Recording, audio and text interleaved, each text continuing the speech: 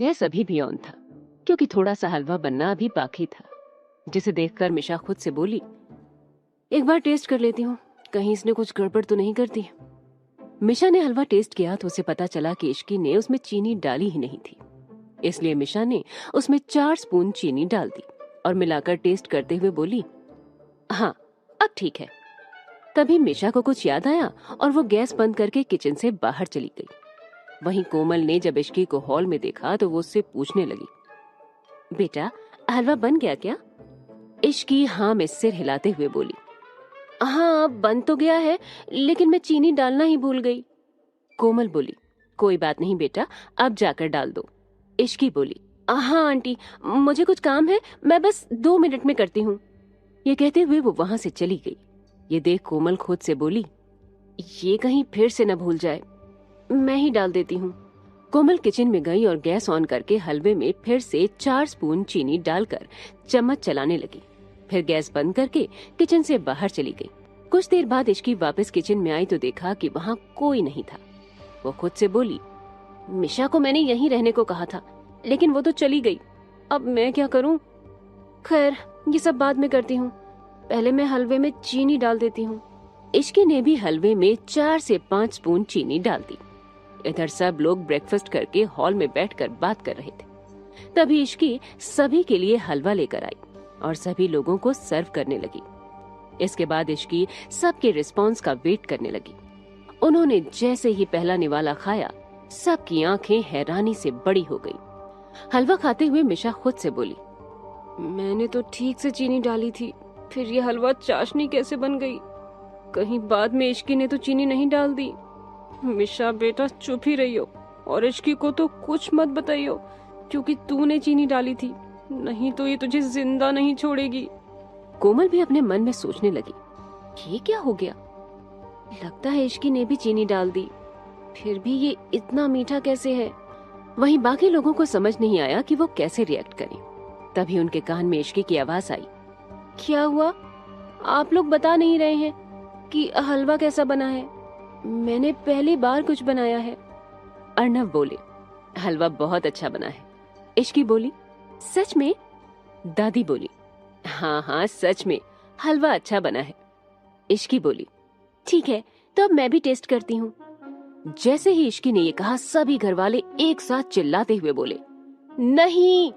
Ishki shock होकर सभी को देखने लगी। तभी रूही बोली, अरे इश्की, तुम अभी कैसे खा सकती हो? ये सुन इश्की नासमझी में रूही को देखकर पूछने लगी, मैं अभी क्यों नहीं खा सकती दी? रूही बोली, अरे तुम्हारी पहली रसोई थी जिसे सबने खा लिया, लेकिन भाई तो बच गए ना, तुम पहले जाकर भाई को खिलाओ। ये सुनते ही इश्की बोली, मैं क्यों जाऊं उन्हें देने? रूही बोली, क्योंकि तुम वाइफ हो उसकी। रूही ने दादी की तरफ देखकर उनसे पूछा, क्यों दादी, मैं ठीक कह रही हूँ ना? दादी बोली, हाँ इश्की, रूही बिल्कुल ठीक कह रही है, तुम जाओ और राजवीर को भी ये खाने के लिए दे दो। मिशा बोली, पर दादी, इश्की भाई को यह हलवा कैसे दे सकती है? दादी मिशा को डांटते हुए बोली, तू चुप कर, अभी हलवा कैसा बना है ये उसे राजवीर ही बताएगा। इश्की बोली, नहीं दादी, मैं नहीं जाऊंगी उन्हें देने, आप किसी मेड को भेज दीजिए। दादी बोली, ये हलवा तुमने बनाया है ना, तो मेड को क्यों भेजूं? तू जाकर खुद ही दे आ। इश्की कोमल की तरफ आस भरी आंखों से देखने लगी, लेकिन कोमल कुछ नहीं बोली। आखिर में इश्की को राजवीर के लिए हलवा लेकर जाना पड़ा। इश्की के वहां से जाते ही कोमल दादी से बोली, माँ ये क्या किया आपने? आपको पता है ना हलवा कितना मीठा था, और आपने उसे राजवीर को खिलाने के लिए भेज दिया है। अगर इस बात पर राजवीर को गुस्सा आ गया तो? उसने इश्की को कुछ कह दिया तो कितना बुरा लगेगा उसे। दादी बोली, अरे कुछ नहीं कहेगा वो, मुझे पता है राजवीर इश्की को पसंद करता है, उसने ऐसे ही इश्की से शादी नहीं की है। वहीं मिशा रूही के पास जाकर बोली, दीदी ऐसा क्यों किया आपने? मेरी बेचारी दोस्त को डेविल के पास भेज दिया।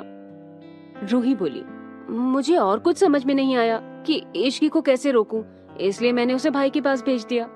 ये कहते ही रूही कोमल की तरफ देखने लगी और बोली, माँ आपने उसे अच्छे से हलवा बनाया नहीं सिखाया था क्या, जो उसने हलवे की चाशनी बना दी? कोमल बोली, इसमें उसकी गलती नहीं है, बल्कि उसने मुझसे कहा था कि वो चीनी डालना भूल गई है, तो मैंने डाल दिया।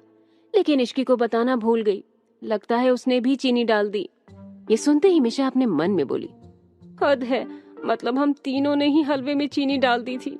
ऐसे में तो चाशनी बननी ही थी। तभी दादी बोली, चलो कोई बात नहीं, मीठे की रस्म थी, थोड़ा ज्यादा मीठी हो गई। ये सुनकर सभी लोग हंसने लगे। फिर दादी बोली, चल कोमल, मेरे रूम में। नई बहू ने पहली बार कुछ बनाया है, इसलिए शगुन देना तो बनता है। चलो चलकर देख लेते हैं उसे क्या देना है। कोमल बोली, ठीक है माँ। फिर दोनों वहां से चले गए। राजवीर का रूम। राजवीर सोफे पर बैठकर अपना काम कर रहा था। तभी इश्की रूम में आई और धीमे कदमों से चलकर राजवीर के पीछे खड़ी हो गई। राजवीर को पता चल गया था कि पीछे इश्की है। वो उसे बिना देखे बोला, तो हो गई तुम्हारी रसोई की रस्म। इश्की राजवीर की आवाज सुन थोड़ी डर गई। फिर जल्दी से बोली, हाँ हो गई, और ये हलवा आपके लिए, दादी ने आपको देने के लिए कहा था। राजवीर बोला, तो मेरे पीछे क्यों खड़ी हो, सामने आकर दो। इश्की ने आगे आकर राजवीर को हलवा दिया और वहां से जाने लगी। तभी राजवीर बोला, अब कहाँ जा रही हो? इश्की बोली, मिशा के पास। राजवीर बिना किसी भाव के बोला, थोड़ी देर यहीं रुक जाओ। इश्की को यह सुनकर कुछ समझ में नहीं आया कि वो क्या करे। वो जाने लगी। तभी राजवीर ने उसका हाथ पकड़कर अपनी बगल में बिठा लिया और हलवा खाने लगा। उसने जैसे ही पहला निवाला लिया, वैसे ही उसके मुंह में हलवे का स्वाद भर गया। वो इतना मीठा था कि राजवीर को अपने मुंह में चाशनी घुलती हुई महसूस हुई। राजवीर ने हलवा खाते ही इश्की की तरफ देखकर पूछा, ये तुमने बनाया है? इश्की ने हाँ में गर्दन हिला दी तो राजवीर ने फिर से पूछा, तुमने इसे टेस्ट किया है? ये सुन इश्की ने ना में सिर हिला दिया। फिर उसने थोड़ी हिम्मत करके पूछा, कैसा बना है? राजवीर बोला, तुम खुद ही टेस्ट कर लेती। ये कहते हुए राजवीर ने इश्की को एक निवाला खिलाया। जैसे ही इश्की ने उसे खाया, वो तुरंत पानी लेकर पीने लगी और बोली, ये तो कितना मीठा है। राजवीर बोला, हाँ कुछ ज्यादा ही मीठा है। ये कहते हुए राजवीर हलवा खाने लगा। उसे देख इश्की बोली, अरे आप क्यों खा रहे हैं, ये तो बहुत मीठा है। ये सुन राजवीर इश्की की तरफ देखकर प्यार से बोला, तो क्या हो गया, बनाया तो तुमने ही है ना, इतना काफी है मेरे लिए। ये कहते हुए राजवीर ने पूरा हलवा खा लिया। इश्की को उसकी बातें थोड़ी अजीब लगी। कुछ देर बाद वो भी वहां से चली गई। मिशा का रूम। इश्की मिशा को पकड़ने के लिए उसके पीछे भागते हुए बोली, रुक मिशा की बच्ची, अभी बताती हूँ तुझे, मेरे बनाए हलवे को चाशनी बना दिया तूने। मिशा अपनी सफाई देते हुए बोली, यार मेरी कोई गलती नहीं थी, कसम से, मैंने तो बिल्कुल ठीक मात्रा में चीनी डाली थी, बाद में मॉम ने भी डाल दी और फिर तूने भी, इसलिए चाशनी तो बननी ही थी। ये सुन इश्की बोली, तो मैं जब उस डेविल के पास लेकर जा रही थी तब क्यों नहीं बताया? मिशा बोली, यार अगर मैं तुझे कुछ कहती तो दादी मुझे नहीं छोड़ती। इश्की मिशा को पकड़कर उसे मजाक से मार रही थी कि तभी कोमल रूम के अंदर आकर बोली, अरे ये क्या हो रहा है, क्यों लड़ रही हो तुम दोनों? मिशा उसके पीछे छिपते हुए बोली, मॉम बताओ इसे कि हलवे में आपने भी चीनी डाली थी। ये सुन कोमल हैरानी से बोली, आपने भी मतलब, और किसने डाली थी जो? तभी इश्की बोली, इस मिशा की बच्ची ने। कोमल बोली, तभी इतनी ज्यादा मीठी हो गई। खैर छोड़ो इन बातों को। इश्की ये लो, ये तुम्हारी पहली रसोई का तोहफा है। इश्की बोली, इसकी क्या जरूरत थी आंटी? कोमल बोली, जरूरत थी इश्की, अब तुम इस घर की बहू हो। ये सुन मिशा बोली, मॉम वैसे ये क्या है? कोमल बोली, ये हमारा पुश्तैनी हार है और आज मैं इसे इश्की को दे रही हूँ। ये सुनते ही इश्की बोली, नहीं आंटी, मैं इतना महंगा तोहफा कैसे ले सकती हूँ? कोमल बोली, इश्की मैं तुमसे कितनी बार कहूँ कि तुम अब इस घर की बड़ी बहू हो। इस घर पर तुम्हारा भी उतना ही अधिकार है जितना औरों का है, और अब ये हार भी तुम्हारा है। ये कहते हुए कोमल ने उस हार को इश्की को दे दिया। उसके बाद कोमल रूम से चली गई। फिर मिशा और इश्की आराम से बैठकर बातें करने लगी। तभी दोनों के फोन पर एक नोटिफिकेशन आई जिस पर लिखा था कि 2 दिन बाद उनका कॉलेज ओपन हो जाएगा, जिसे देखकर वो दोनों ही खुश हो गईं। तभी इश्की बोली, फाइनली कॉलेज ओपन हो रहा है, अब कम से कम हम 9 से 5 तक कॉलेज में रहेंगे, थोड़ा ड्रामा कम होगा लाइफ में।